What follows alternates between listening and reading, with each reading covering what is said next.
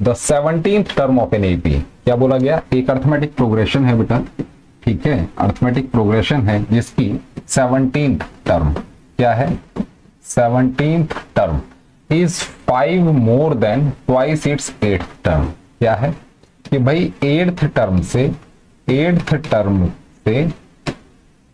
Twice से कितनी ज्यादा है?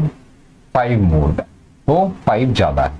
तो अकॉर्डिंग टू द क्वेश्चन हमें स्टेटमेंट बनाना आना चाहिए, वो चीज आप देख रहे हैं। जैसे कि 17th टर्म आपसे बोली जा रही है, रिलेशन क्या दिया है? 5 more than twice its 8th term, 8th term के ट्वाइस से 5 ज्यादा है। तो ये बेटे आपकी बन जाती है फर्स्ट मैथमेटिकल स्टेटमेंट। और उसके बाद सेकंड क्या है? इफ द 11th टर्म, क्या बोला जा रहा है? 11th टर्म ठीक है, of the AP is 43। 11th term क्या है? 43 के बराबर है, ठीक है। तो ये सेकंड रिलेशन हो गया। पहला रिलेशन आपके सामने ये है और ये हो गया आपका सेकंड रिलेशन। और इसमें क्या बोला गया? Find the nth term. nth term का आपने पता लगाना है, nth टर्म का, ठीक है। तो बहुत ही आसान तरीके से पता लगाएंगे, इन दोनों पे हमने काम करना है और nth टर्म आपके सामने आ जाएगी। किस तरीके से? 17th टर्म की अगर हम बात करें तो 17th टर्म होगी बेटा a + 16d। बात समझ आती है इतनी, ठीक है। 8th टर्म क्या होगी? 8th टर्म आपकी होगी a + 7d। इतनी बात समझ आती है। इसका हमें क्या कर देना है? ट्वाइस कर देना। बात समझ आई? इसे जरा सेपरेट कर देते हैं। इसका हमने ट्वाइस किया और इसके अंदर बेटे हमने 5 ऐड किया। बोलो बात क्लियर है? ठीक है, क्लियर हुई इतनी सी बात जी। अगर क्लियर हो जाती है ये बेटे यहां से थोड़ा सा इसका ट्वाइस और प्लस में 5, अब क्लियर है, ठीक है। नोट डाउन करते रहा करो साथ साथ, जिससे कि कॉन्सेप्ट अच्छा बिल्ड हो। अब इस पे आपने काम करना है, इस इक्वेशन को थोड़ा सा सिंप्लीफाई करना है। क्या करना है? सिंप्लीफाई। किस तरीके से करेंगे? बहुत आसान है। a + 16d तो बेटा ऐसे ही हो गया एज इट इज। यहां पर आप इसे ओपन कर दीजिए, 2 के साथ पूरा मल्टीप्लाई होगा तो 2a और 7 2 14d और यहां पर आ जाएगा बेटा 5। बोलो इज दिस क्लियर? इतनी बात समझ आती है? क्लियर हो गया। अब क्या है? ये आपको 2a + 14d है, यहाँ a + 16d है, ये 5 है। तो लीनियर इक्वेशन 2 वेरिएबल बनेगी। इन सभी को आप इस तरफ लेके आएंगे तो a + 16d हो गया, -2a हो गया, -14d हो गया और ये बेटा 5 के बराबर हो गया। इतनी बात समझ आती है? क्लियर है? यहां से आप सॉल्व कर लीजिए। ये और ये बेटा सेम टर्म है, तो कहने का मतलब -a रह जाएगा, 16d है, 14d, ये प्लस ये माइनस, तो प्लस का 2d आ जाएगा और ये बेटा 5 के बराबर हो जाएगा। इतनी बात समझ आती है? ये आपकी एक इक्वेशन बन गई, पहचान रहे होंगे लीनियर इक्वेशन 2 वेरिएबल है ये, ठीक है। क्लियर हो गया। और दूसरी इक्वेशन यहां से ले लीजिए, 11th टर्म वाला जो रिलेशन है ये हो जाएगा a + 10d और इसकी वैल्यू बेटा 43 दी जा रही है। ये आपका सेकंड रिलेशन आ गया। बात समझ आ रही होगी? क्लियर है इतनी सी बात? अब क्या करना है? इन दोनों को हमने सॉल्व करना है। इसको उठा के आप इधर ले आइए तो ये हो जाएगा बेटे -a प्लस में 2d हो जाएगा और ये बेटा 5 हो जाएगा। बोलो बात समझ आई? क्लियर है?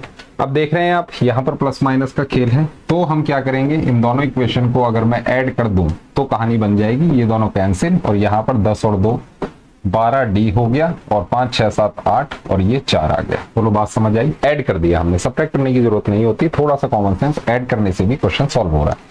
तो d की वैल्यू क्या आ जाएगी बेटे? 48 डिवाइड बाई 12 आ जाएगी, 12 4 48, तो d की वैल्यू बेटा 4 है। बोलो बात समझ आई?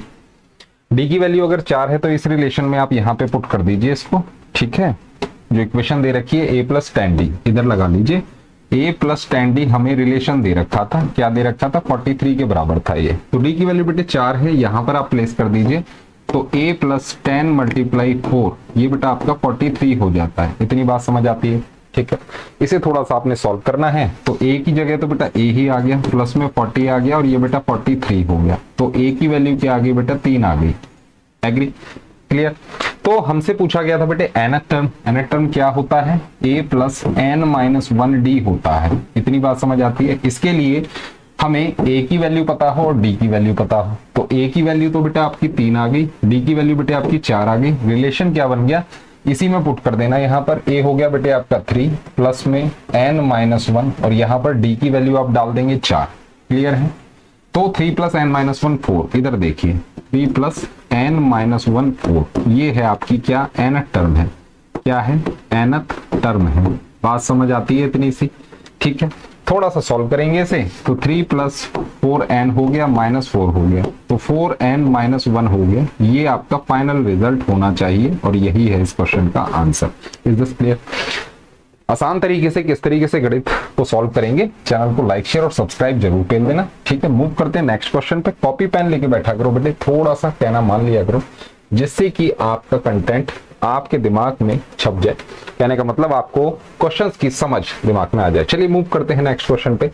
Find the number of all 3 digit natural numbers. ठीक है, find the number of all 3 digit natural numbers which are divisible by 9। किससे डिविजिबल हैं? किससे डिविजिबल पूछे गए हैं? डिविजिबल बाय 9 पूछे गए हैं। बात समझे? तो जैसा कि मैंने आपको बताया, जब आपको ऐसा कोई सवाल नजर आता है तो वहीं पे कॉमन डिफरेंस बेटा आपका 9 हो जाता है। बिना सोचे समझे यहाँ ठोक दिया करो। ठीक है, अब पूछा गया find the number of all 3 digit. कितने डिजिट? 3 डिजिट के नंबर्स का खेल है। कहने का मतलब 3 डिजिट का स्मॉलेस्ट नंबर पता हो और लार्जेस्ट नंबर आपको पता हो जो डिविजिबल हो 9 से। इतनी बात समझ आती है? तो यहाँ अगर आप देखते हैं तो लार्जेस्ट नंबर बेटे 999 है और ये अपने आप में 9 से डिविजिबल है। बोलो बात समझ आती है? तो लास्ट टर्म तो बेटे आपने सेट कर दी 999। अब सबसे छोटी टर्म की बात है, इसको हम कैसे करेंगे जरा इधर देखिए। बहुत छोटी सी ट्रिक बता रहा हूं मैं आपको, जिन्होंने पहले वीडियोस देखी हैं वो समझ गए होंगे। डी से कहने का मतलब 9 से डिविजिबिलिटी चेक करनी है तो इसे आप डिवाइड कर दो। 9 1 9 हो गया, 1 आता है। ठीक है, यहां पर बन गया 10। अब 9 1 9 आना चाहिए, बट हम क्या करेंगे 9 2 18 करेंगे। एक नंबर जब हमसे पूछा हमें ऐड करना हो स्मॉलेस्ट में तो हम क्या करते हैं, एक नंबर एडवांस लेते हैं। इनका डिफरेंस क्या आता है बेटा 8 आता है। इस 8 को हम क्या करेंगे इधर ऐड कर देंगे, 108 बन जाएगा पहला नंबर जो डिविजिबल है। किससे? किससे डिविजिबल है? 9 बाई 9। बात समझ आती है? ठीक है, अब आपको स्मॉलेस्ट पता है, कहने का मतलब ए की वैल्यू पता है, लास्ट टर्म पता है आपको मतलब ए एन पता है, और कॉमन डिफरेंस आपको पता है डी पता है। तो क्या हम एन की वैल्यू निकाल सकते हैं? बिल्कुल निकाल सकते हैं। कैसे निकालेंगे देखिए, ए एन का फॉर्मूला क्या होता है? ए एन होता है बेटा ए प्लस एन माइनस 1 डी होता है। ध्यान से नोट डाउन करते रहना। ए एन की वैल्यू क्या है बेटा 999 है, पुट कर देंगे यहाँ पे आप, और ए की वैल्यू क्या है 108 है, और प्लस में एन माइनस 1 है और कॉमन डिफरेंस बेटा 9 है। बोलो बात समझ आई? क्लियर हो गया?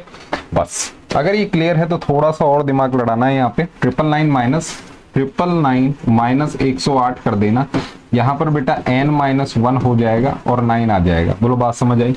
9 में से 8 गया 1, 9 हो गया, 9 में से 1 गया 8। बात समझ आई? और ये बेटा n माइनस 1 के बराबर और साथ में 9 है। क्या हम यहाँ से n कैलकुलेट कर सकते हैं? बहुत आसानी से। अगर हम यहाँ पर 891 अपॉन में 9 कर दें बेटा तो n माइनस 1 आ जाएगा यहाँ पे। बोलो बात समझ आई? ठीक है, तो 9 और 9 81 और 8 9 9 81। कहने का मतलब 99 आता है अगर हम इसे डिवाइड कर दें। ठीक है, तो कहने का मतलब क्या है बेटा n माइनस 1 की वैल्यू क्या है बेटा 99 है, तो यहाँ से n की वैल्यू क्या हो जाएगी बेटा 100 आ जाएगी और गेम ओवर हो जाएगा। Is this clear? अच्छा सवाल है, इस तरीके के डिविजिबिलिटी वाले सवाल पूछे जाते हैं। ठीक है, तो डेफिनेटली आपको प्रैक्टिस करनी है और ध्यान से देख करके इनकी आप प्रैक्टिस कर सकते हैं। ध्यान से सुनिए और समझिए। चलिए नेक्स्ट क्वेश्चन लेते हैं, एक और बेहतरीन सा सवाल। बेटे क्या कह रहा है ये सवाल, देखते हैं एक बार। बोला गया the 19th term of an AP is equal to 3 times its 6 term. क्या बोला गया कि भाई 19th टर्म जो है, 19th टर्म जो है वो क्या है, इज इक्वल टू 3 टाइम्स। कितने times? 3 times of its 6 term. कहने का मतलब 6th टर्म का कितना है? 3 टाइम्स है बेटा। बोलो बात समझ आई? If it's 9th term is 19, बोला गया 9th टर्म जो है ये कितना है बेटा 19 है। ठीक है, फाइंड द एपी। आपसे पूछा जा रहा है कि एपी का पता लगा दीजिए। सीबीएसई 2013 में पूछा गया सवाल, अच्छा सवाल है। हमने क्या किया, 2 कंडीशंस, ये क्या होती हैं, ये हमने जो पढ़ी अभी और उसके बाद जो लिखा, ये कंडीशंस पढ़ के हमने स्टेटमेंट्स बना लिए। ठीक है, अब इन पे हमें काम करना है। किस तरीके से काम करोगे ध्यान से देखिएगा। इस पे अगर हम काम करें, 19th टर्म की बात हो रही है तो 19th टर्म होती है a प्लस 18d। बोलो एग्री? ठीक है, ये किसके बराबर है? 6th टर्म के, मतलब a प्लस 5d के कितने के बराबर है? 3 टाइम्स के बराबर है। बोलो बात समझ आई? इसको थोड़ा सा सेपरेट कर देते हैं, ये अलग है। ठीक है, तो पहली कंडीशन के ऊपर जब आपने काम किया तो आपको मिलता है ये। Is this clear? ठीक है, इस पे थोड़ा सा काम और कर लेते हैं। तो a प्लस 18d हो गया बेटे, और ये हो गया बेटे 3a प्लस में 5 3 15d हो गया। बात समझ आती है? सबको एक तरफ ले आओ, तो कहने का मतलब क्या है, यहां से आप निकाल सकते हैं, सबको इधर लेके आते हैं, तो a plus 18d as it is minus 3a और माइनस 15d हो जाता है, और ये बेटा 0 के बराबर होता है। एग्री? ठीक है, ये दोनों आपको लाइक टर्म दिख रही होंगी, तो माइनस 2a आ जाएगा। ठीक है, और यहां पर जब आप काम करेंगे 15 और 3, ठीक है, तो प्लस का 3d आ जाएगा, और ये 0 के बराबर हो जाएगा। बोलो इक्वेशन समझ आई ये वाली? ये आपको मिल रही है लीनियर इक्वेशन 2 वेरिएबल वाली एक इक्वेशन। Is this clear? ठीक है, एक इक्वेशन और बनाएंगे, जरा यहां पर ध्यान से देखिएगा, इसे सेपरेट कर देते हैं। ये है 9th टर्म, कहने का मतलब a प्लस 8d जो दे रखा है बेटा, ये 19 के बराबर है। किसके बराबर है? 19 के। दूसरी इक्वेशन ये रही, माइनस 2a है, ठीक है, और प्लस में 3d है, बिल्कुल है, और ये 0 के बराबर है। इन दोनों इक्वेशंस को अगर हम क्या कर लें, सॉल्व कर लें, तो हमें क्या पता चल जाएगा? क्या पता चल जाएगा? a और d की वैल्यू पता चल जाएगी। और हमसे पूछी गई थी बेटे AP, तो अगर a पता है तो फिर a प्लस b निकाल लेंगे, और फिर a प्लस 2d निकाल लेंगे, और हमारी सीरीज हमारे सामने आ जाएगी। Is this clear? सॉल्व कर लेते हैं इसे। अगर मैं 2 से मल्टीप्लाई कर दूं ऊपर वाली इक्वेशन को, ठीक है, तो क्या आ जाएगा? ये आ जाएगा बेटे, नीचे ही लिख लो इसको। अगर हम यहाँ नीचे सेट कर दें तो ये हो जाएगा बेटे 2a प्लस में 8 2 16d और 19 2 38 हो जाएगा। बोलो एग्री? ठीक है, बात समझ गए? इसको मैंने मल्टीप्लाई किया, अब मैं क्या करूं, इन दोनों इक्वेशन को ऐड कर दूं। ठीक है, तो ये दोनों कैंसिल हो गए, 16 और 3 19d हो गया, और ये बेटा 38 के बराबर हो गया। तो d की वैल्यू 19 2 38, कहने का मतलब d की वैल्यू क्या आती है? 2 आती है। क्लियर है? इस वाली इक्वेशन में प्लेस कर दो, a plus 8d is equal to 19, d की वैल्यू 2 है, तो 8 2 16 हो गया, और ये 19 हो गया, तो a की वैल्यू बेटा 3 आ जाती है। बोलो बात समझ आई? a 3 है, d 2 है, तो ये तो पहली टर्म क्या हो गई बेटा? 3 हो गई। a की वैल्यू जो है वो प्लेस कर दो, d 2 है, तो यहां पर बन जाएगा 3 प्लस 2, कहने का मतलब सेकंड टर्म आ गई 5। फिर क्या है?